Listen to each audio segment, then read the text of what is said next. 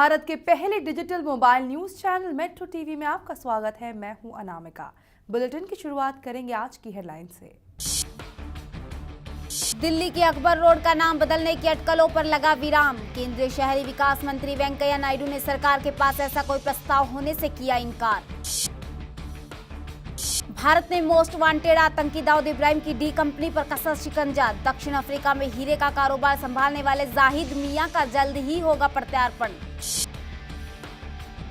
पाकिस्तान फिर अपनी हरकतों से मुकरा। भारतीय सीमा पर मिले सुरंगों से बना अनजान। भविष्य में सीमा पर कोई सुरंग न बनने देने का दिलाया भरोसा। इजिप्ट एयर के विमान एयरबेस का मलबा मिलने का दावा अफवाह साबित हुआ। इजिप्ट एयर के अधिकारी ने दावे को नकारा। ग्रीस के पास मिले मलबे को किसी और विमान का मलबा बताया। और देश भर में गर्मी का कहर जारी। राजस्थान के फलोदी में पारा 50 के पार गया। गुजरात के अहमदाबाद में टूटा पिछले 100 साल का रिकॉर्ड। और अब नजर डालेंगे आज की 5 बड़ी खबरों पर।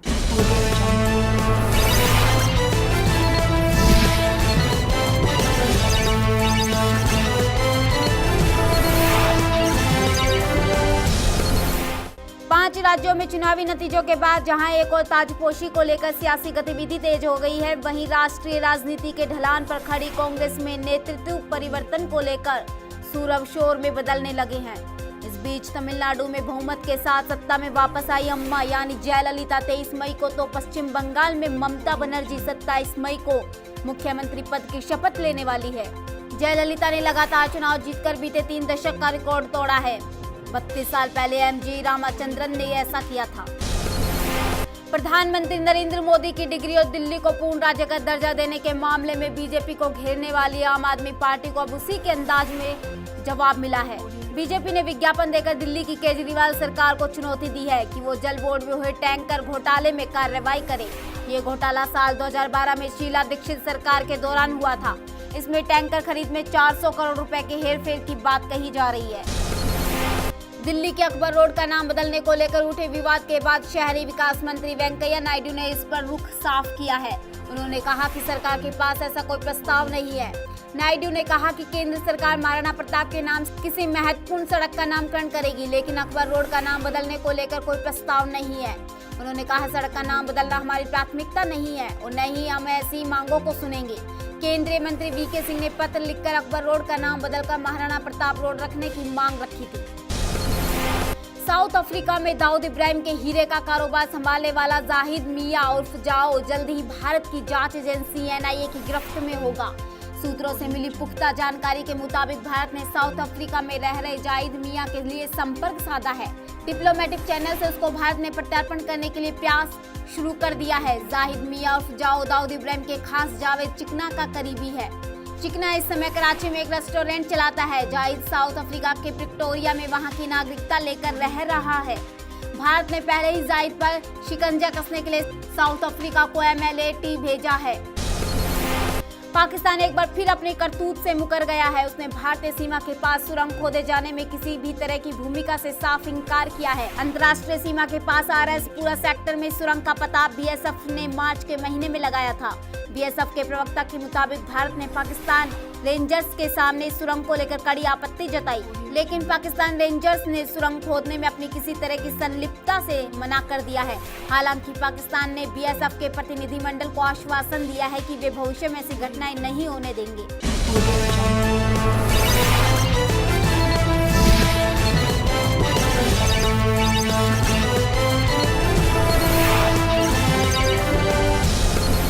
अब फटाफट नजर डालते हैं कुछ और बड़ी खबरों पर।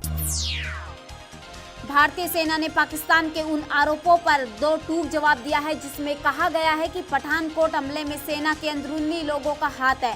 भारतीय सेना ने एक बार फिर कहा है कि इस हमले की प्लानिंग सीमा पार से ही की गई थी, जबकि पाकिस्तानी मीडिया ने JIT के हवाले से कहा कि हमले में भारतीय सेना के लोगों का हाथ था।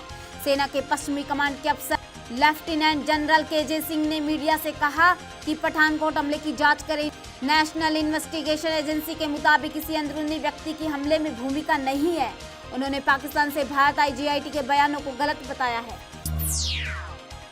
पेरिस से काहिरा जाने के दौरान क्रैश हुए इजिप्ट एयरबस का मलबा अभी तक नहीं मिला है। इजिप्ट एयर के वाइस प्रेसिडेंट ने एक इंटरव्यू के दौरान यह साफ किया है कि जबकि इससे पहले खबर आई थी कि ग्रीस के एक आइलैंड के निकट विमान का मलबा मिल गया है।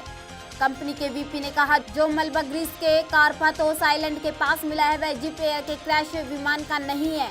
वह मलबा पहले से ही लापता विमान MS-804 का हो सकता है। इससे पहले मिस्र की सिविल एविएशन अथॉरिटी ने इसकी पुष्टि की थी। जो मलबा ग्रीक आइलैंड के पास मिला है वह इजिप्ट एयर के विमान एयरबस A320 का है।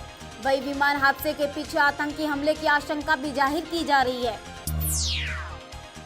राजस्थान के फलोदी में कल पारा 50 डिग्री को पार कर गया। यहां पर चूरू, बीकानेर, श्री गंगानगर, बाड़मेर और जैसलमेर में भी पारा 50 डिग्री के करीब दर्ज किया गया। फलोदी में गुरुवार को तापमान 51 डिग्री रहा, जो कि देश में सबसे ज्यादा था। देश में इतना तापमान पहले कभी दर्ज नहीं किया गया। लगातार दूसरे दिन फलोदी देश का सबसे गर्म स्थान रहा। उधर गुजरात के अहमदाबाद में कल का दिन 100 साल का सबसे गर्म दिन रहा। यहाँ तापमान 48 डिग्री दर्ज किया गया। महाराष्ट्र में बीजेपी के साथ सत्ता का सुख भोग रही शिवसेना आजकल किसी भी मौके पर केंद्र सरकार पर हमला बोलने से नहीं चूकती। कल आए 5 राज्यों के नतीजों को लेकर बीजेपी भले ही अपनी पीठ थपथपाए, लेकिन उसके साथी दल शिवसेना ने उस पर निशाना साधा है। शिवसेना ने अपने मुखपत्र सामना के संपादकीय में बीजेपी पर तीखा वार किया है। शिवसेना ने कहा कि क्षेत्रीय दलों का प्रभाव बढ़ रहा है। बीजेपी को इस सत्य को स्वीकारना होगा। केरल में उनका खाता खुला, यही उनके लिए अच्छे दिन है। 5 राज्यों के चुनाव नतीजों से बदहवास पड़ी कांग्रेस को उसी के नेताओं ने आड़े हाथों लेना शुरू कर दिया है। शशि थरूर और ज्योतिरादित्य सिंधिया के बाद दिग्विजय सिंह ने भी पार्टी में बड़े सुधार की वकालत की है। 5 राज्यों के चुनावी नतीजों पर दिग्विजय सिंह ने कहा कि परिणाम निराशाजनक है, लेकिन अनपेक्षित नहीं।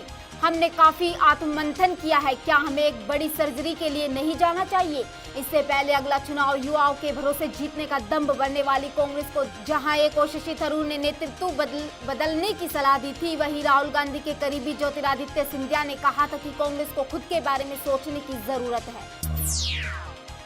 4 राज्यों में बड़ी चुनावी हार के बाद जहां अटकलें लगाई जा रही थी कि इसमें कांग्रेस के भीतर टीम राहुल कमजोर होगा, वहीं इसके उलट कांग्रेस के उच्च पदस्थ सूत्रों का दावा है कि अब इससे बुरा कुछ नहीं हो सकता।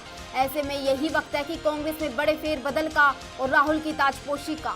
जून के आखिर तक या जुलाई की शुरुआत में पार्टी में बदलाव के संकेत मिल रहे हैं। कई महासचिवों की छुट्टी होगी और कई नए चेहरों की जगह मिलेगी। सूत्रों के मुताबिक नई टीम में युवाओं को जगह जरूर मिलेगी, लेकिन टीम संयोजन में नए और पुराने दोनों चेहरे होंगे। छत्तीसगढ़ पुलिस ने अपनी प्राथमिक जांच में जेएनयू के 3 प्रोफेसर्स को देशद्रोह और छत्तीसगढ़ जन सुरक्षा अधिनियम के तहत दोषी पाया गया है। हालांकि इस मामले की पूरी तफ्तीश के बाद ही आरोपी प्रोफेसर्स की गिरफ्तारी होगी। अपराध दर्ज करने से पहले पुलिस ने तीनों प्रोफेसरों को उनके बयान दर्ज करने के लिए नोटिस जारी करने का फैसला किया है। इन तीनों प्रोफेसरों ने 12 से 16 मई के बीच बस्तर के कुछ गांवों का दौरा किया था और वहां ग्रामीणों से नक्सलियों का साथ देने वरना गांव जलाने की धमकी दी थी। ग्रामीणों की शिकायत के बाद छत्तीसगढ़ पुलिस के 8 अधिकारियों की टीम ने ग्रामीणों के आरोप की जांच की। हालांकि तफ्तीश भी जारी है। शराब कारोबारी विजय माल्या ने प्रवर्तन निदेशालय को 900 करोड़ रुपए की मनी लॉन्ड्रिंग केस में वीडियो कॉन्फ्रेंसिंग से पूछताछ करने का प्रस्ताव दिया था, जिसे ईडी ने सिरे से खारिज कर दिया। ईडी ने माल्या के मामले की जांच के लिए खास फोरेंसिक टूल भी बनवाया है, जिसे 3 सॉफ्टवेयर्स को मिलाकर बनाया गया है। इस मामले में ईडी के डायरेक्टर ने कहा है कि हमें इस बात से फर्क नहीं पड़ता कि माल्या खुद को पीड़ित बताए या सुरक्षित पनाह मांगे या भारत वापस आने की इच्छा जताए। हमारी सोच बिल्कुल साफ है कि जांच पूरी तेजी से सही दिशा में जा रही है। एजेंसी माल्या के प्रति नरमी नहीं दिखाएगी। दिल्ली की पटियाला हाउस अदालत ने दिल्ली के सीएम अरविंद केजरीवाल की उस याचिका पर फिलहाल कोई राहत देने से इनकार कर दिया है, जिसमें उनकी तरफ से निचली अदालत में चल रहे आपराधिक मानहानि केस की कार्रवाई पर रोक लगाने की मांग की गई थी। सीएम अरविंद केजरीवाल की तरफ से जिरह कर रहे वरिष्ठ वकील राम जेठमलानी ने अदालत में दलील दी कि इस मामले में सिविल केस हाई कोर्ट में चल रहा है और आपराधिक केस मजिस्ट्रेट की कोर्ट में चल रहा है। ऐसे में हाई कोर्ट केस में जो भी होगा वो मानना निचली अदालत के लिए बाध्यकारी हो जाएगा। ऐसे में दोनों केस साथ नहीं चल सकते, इसलिए निचली अदालत में चल रहे आपराधिक केस पर रोक लगाई जाए। लेकिन अदालत ने फिलहाल रोक लगाने से इनकार कर दिया। इस मामले की अगली सुनवाई 16 जुलाई को होगी। देश में जल्दी नए डिजाइन वाली नोट जारी हो सकते हैं। भारतीय रिजर्व बैंक के बोर्ड ने कल बैंक नोट के लिए नए तरह के डिजाइन वाले एक सेट की सिफारिश की है। आरबीआई द्वारा जारी एक बयान में कहा गया है कि केंद्रीय बोर्ड ने सरकार को नई बैंक नोट श्रृंखला के लिए कुछ डिजाइनों के सेट की सिफारिश की है, जो सरकार की मंजूरी के बाद उचित समय पर उपयोग की जाएगी। जम्मू कश्मीर के हिमालय पर्वतों की हालिया भौगोलिक मैपिंग में कहा गया है कि राज्य में रिएक्टर पैमाने पर 8 या इससे ज्यादा तीव्रता का भीषण भूकंप आ सकता है, जिससे लाखों लोगों की जिंदगियां खतरे में पड़ सकती है। वैज्ञानिकों को जम्मू कश्मीर में रियासी फॉल्ट के बारे में पता है, लेकिन उन्होंने दूसरे सक्रिय फॉल्ट सिस्टम्स की वजह से इस खतरे के रूप में नहीं देखा था। वैज्ञानिकों ने पाया कि रियासी फॉल्ट ने कुछ समय से दबाव बनाना शुरू कर दिया है। इससे यह संकेत मिल रहा है कि जब वो इस दबाव को छोड़ता है तो परिणाम स्वरूप आने वाला भूकंप भीषण हो सकता है, जिसकी तीव्रता 8 या इससे ऊपर हो सकती है। पाकिस्तान ने आरोप लगाया कि भारत पारंपरिक परमाणु और मिसाइल विकास कार्यक्रम को अंजाम दे रहा है, जिससे हिंद महासागर में परमाणु अस्त्र की होड़ बढ़ सकती है और क्षेत्र में शक्ति संतुलन बिगड़ सकता है। 15 मई को भारत के बैलिस्टिक मिसाइल प्रतिरक्षा प्रणाली के सफल परीक्षण पर प्रधानमंत्री के विदेश मामलों में सलाहकार सरताज अजीज ने कहा कि इस हवाई रक्षा प्रणाली के अलावा भारत ने परमाणु संपन्न पनडुब्बी स्थित K4 बैलिस्टिक मिसाइल का भी परीक्षण किया। उसने कहा कि पाकिस्तान अपनी रक्षा क्षमताओं को बढ़ाने के लिए सभी जरूरी कदम उठाएगा। अजीज ने कहा कि भारत द्वारा बैलिस्टिक मिसाइल रक्षा तंत्र और परमाणु चलित पनडुब्बियों का विकास दक्षिण एशिया में सामरिक संतुलन को बिगाड़ेगा। खबरों के सफर में फिलहाल इतना ही। देश और दुनिया की पल पल की खबरें जानने के लिए बने रहिए मेट्रो टीवी के साथ। नमस्कार।